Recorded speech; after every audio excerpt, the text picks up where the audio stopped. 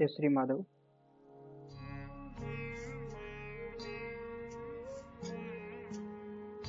आज हम श्रीमद् भागवत महापुराण के पंचम अध्याय के बारे में बात करेंगे। इससे पहले हमने चतुर्थ अध्याय के बारे में बात किया था, जिसमें धुंधकारी और गोकर्ण जी के जन्म के बारे में समझा था, किस प्रकार उनका जन्म हुआ था और उनके कैसे कैसे कर्म थे। आज हम पंचम अध्याय के बारे में समझेंगे, जिसमें हम बात करेंगे धुंधकारी का प्रेत योनि की प्राप्ति कैसे हुई और उस प्रेत योनि से उनका उद्धार कैसे हुआ। इस अध्याय को पूरा समझने के लिए आपको ये पूरा वीडियो देखना पड़ेगा, और आप नए आए हो चैनल को सब्सक्राइब जरूर करें।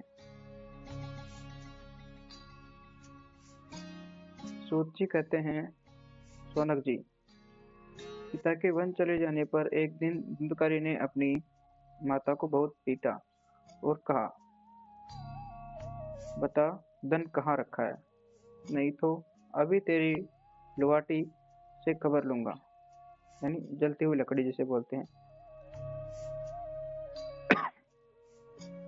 उसकी इस धमकी से डरकर और पुत्र के उपद्रवों से दुखी होकर वह रात्रि के समय कुएं में जा गिरी और इससे उसकी मृत्यु हो गई। योगनिष्ठ गोकर्ण जी तीर्थ यात्रा के लिए निकल गए। उन्हें इन घटनाओं से कोई सुख या दुख नहीं होता था, क्योंकि उनका न कोई मित्र था न कोई शत्रु। धुंधकारी 5 वेश्याओं के साथ घर में रहने लगा। उनके लिए भोग सामग्री जुटाने की चिंता में उसकी बुद्धि नष्ट हो गई। वह नाना प्रकार के अत्यंत क्रूर कर्म करने लगा। एक दिन उन कुलटाओं ने उससे बहुत से गहने मांगे। वह तो काम से अंधा हो रहा था, मौत की उसे कभी याद नहीं आती थी। बस उन्हें जुटाने के लिए वह घर से निकल पड़ा। वह जहां तहां से बहुत सा धन चुरा कर घर लौट आया तथा उन्हें कुछ सुंदर वस्त्र और आभूषण लाकर दिए। चोरी का बहुत माल देखकर रात्रि के समय स्त्रियों ने विचार किया कि यह नित्य ही चोरी करता है, इसलिए इसे किसी दिन अवश्य राजा पकड़ लेगा। राजा यह सारा धन छीनकर इसे निश्चय ही प्राण दंड देगा। जब एक दिन इसे मरना ही है, तब हम ही धन की रक्षा के लिए गुप्त रूप से इसको क्यों न मार डालें। कहने का मतलब है, धुंधकारी के पास जो वेश्याएं रहती थी, उन्होंने सोचा कि धन हम ले लेंगे और इसे हम मार देते। इससे मारकर हम इसका सारा माल मता लेकर जहां कहीं चली जाएंगी। ऐसा निश्चय कर उन्होंने सोए हुए धुंधकारी को रस्सियों से कस दिया और उसके गले में फांसी लगाकर उसे मारने का प्रयत्न किया। इससे जब वह जल्दी न मरा तो उन्हें बड़ी चिंता हुई। तब उन्होंने उसके मुख पर बहुत से दहकते अंगारे डाले।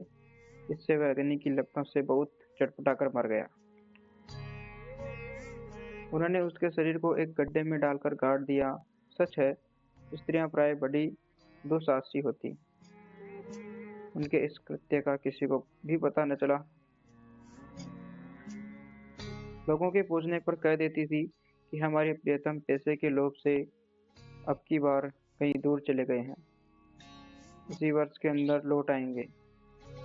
बुद्धिमान पुरुष को दुष्टा स्त्रियों का कभी विश्वास न करना चाहिए। जो मूर्ख इनका विश्वास करता है उसे दुखी होना पड़ता है। इनकी वाणी तो अमृत के समान कमियों के हृदय में रस का संचार करती है, किंतु हृदय छुरे की धार के समान तीक्ष्ण होता है। भला इन स्त्रियों का कौन प्यारा है। आगे चलते हैं।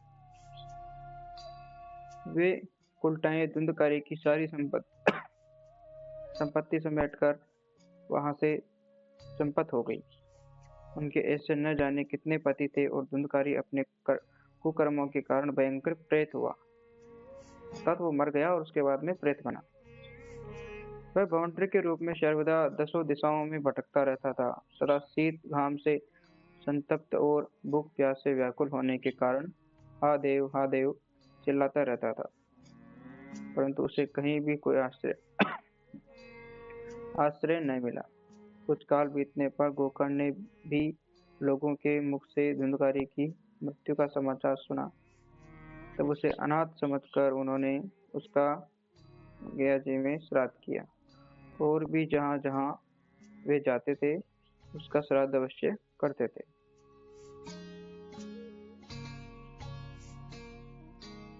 इस प्रकार घूमते घूमते गोकर्ण जी अपने नगर में आए और रात्रि के समय दूसरों की दृष्टि से बचकर सीधे अपने घर के आंगन में सोने के लिए पहुंचे।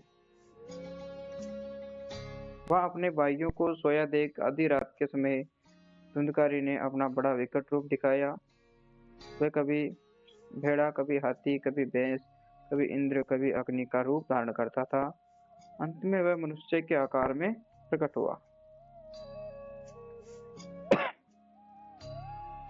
ये विपरीत अवस्थाएं देखकर गोकर्ण ने निश्चय किया कि यह कोई दुर्गति को प्राप्त हुआ जीव है।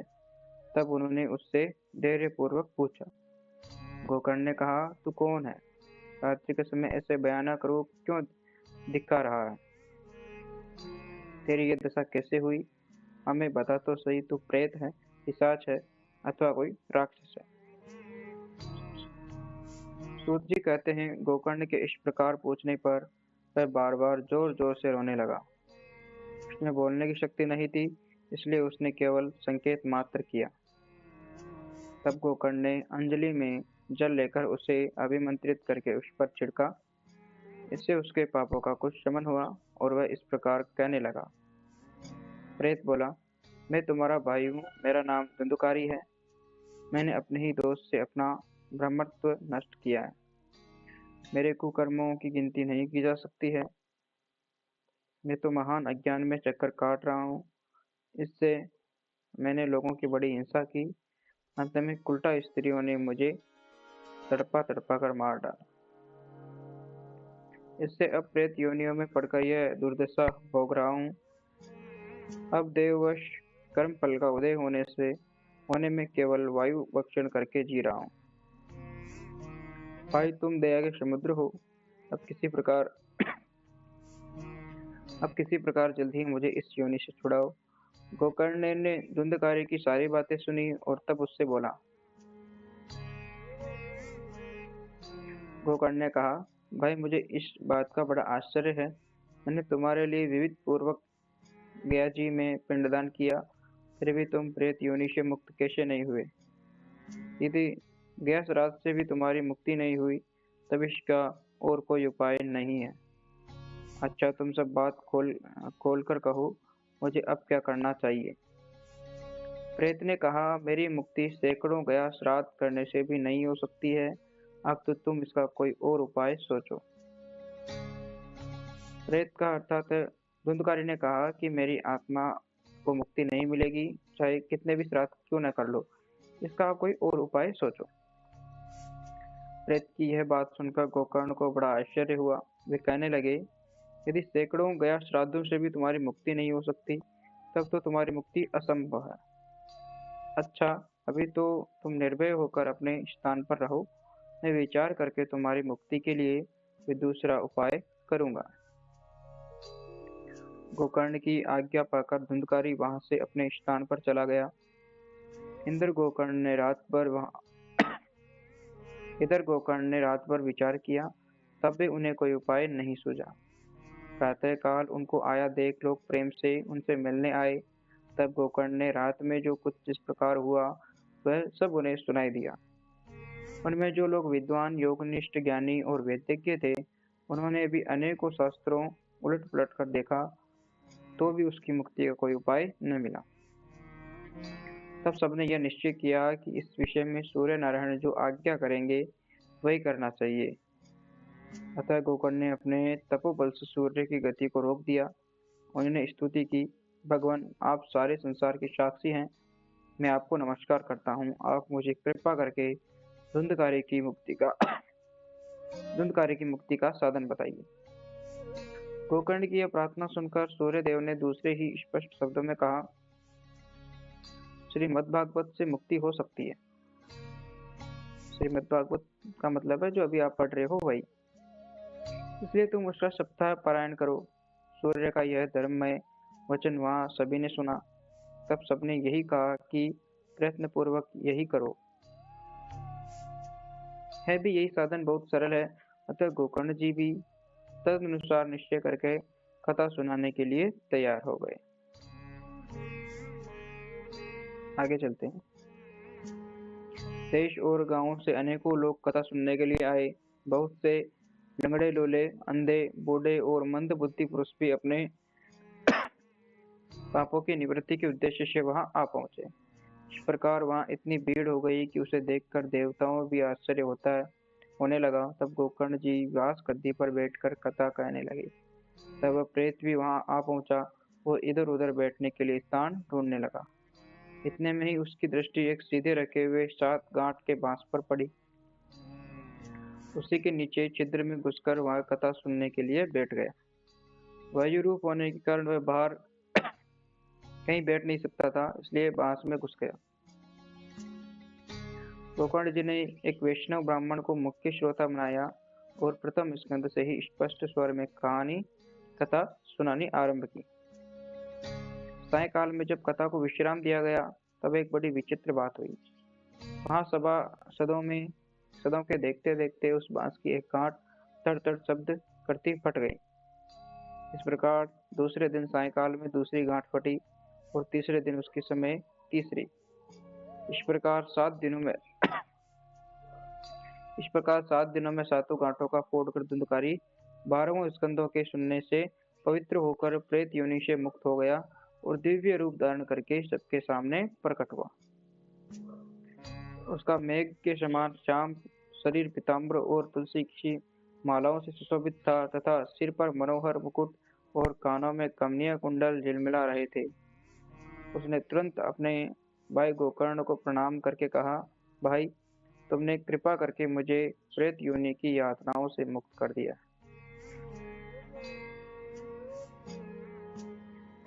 यह प्रेत पीढ़ी का नाश करने वाली श्रीमद्भागवत की कथा धन्य है तथा श्री कृष्णचंद्र के धाम की प्राप्ति करने वाला इसका सप्ताह पारायण भी धन्य है।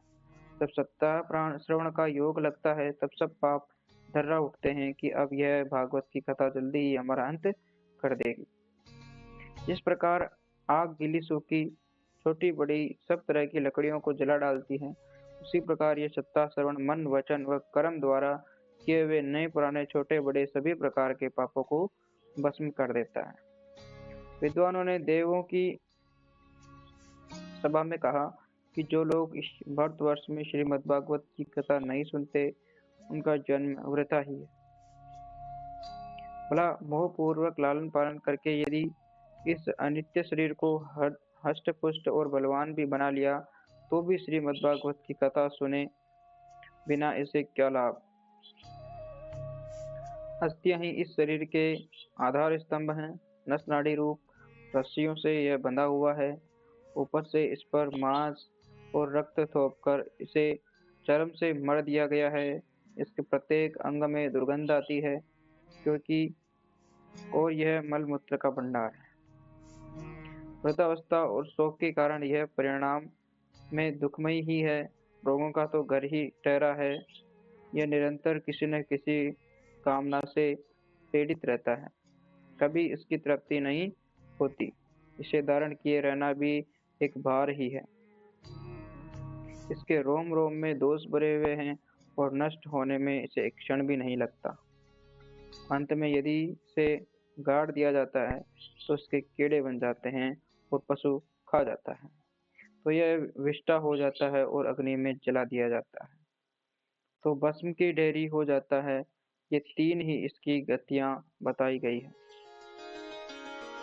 ऐसे अस्थिर शरीर से मनुष्य अविनाशी फल देने वाला काम क्यों नहीं बना लेता।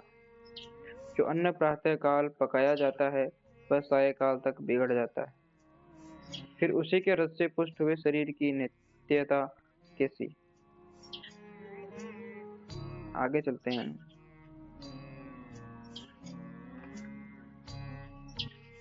इस लोक में सप्ताह श्रवण करने से भगवान की शीघ्र ही प्राप्ति हो सकती है। अतः सब प्रकार के दोषों की निवृत्ति के लिए एकमात्र यही साधन है। जो लोग भागवत की कथा से वंचित हैं, वे तो जल में बुदबुदे और जीवों में मच्छरों के समान केवल मरने के लिए ही पैदा होते हैं। भला जिसके प्रभाव से जड़ और सूखे हुए बांस की गांठें फट जाती है, उस भागवत कथा का श्रवण करने से चित्त की गांठों का खुल जाना कौन सी बड़ी बात है।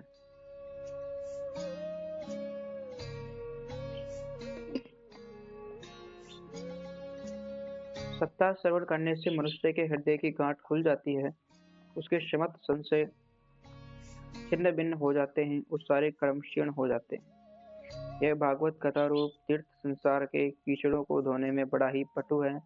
विद्वानों का कथन है कि जब यह हृदय में स्थित हो जाता है, तब मनुष्य की मुक्ति निश्चित ही समझी जानी चाहिए।